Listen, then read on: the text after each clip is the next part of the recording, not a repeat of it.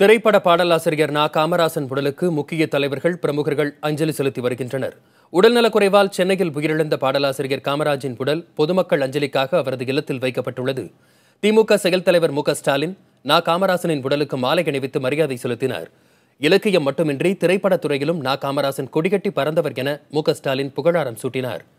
காமராசன் மறைவுக்கு தமிழ்நாடு காங்கிரஸ் கமிட்டி தலைவர் திருநாவுக்கரசர் இரங்கல் அறிக்கை வெளியிட்டுள்ளார்.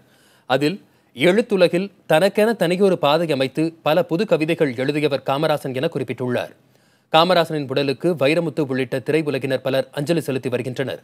முன்னாள் முதலமைச்சர் எம்.ஜி.ஆரால் நீதிக்கு தலைவணங்கு என்ற திரைப்படத்தின் மூலம் திரைத்துறைக்கு அறிமுகப்படுத்தப்பட்ட காமராசன் பொய்வா நதி அலையே, சிட்டுக்கு செல்ல சிட்டுக்கு உள்ளிட்ட பல வெற்றி பாடல்களை எழுதியுள்ளார்.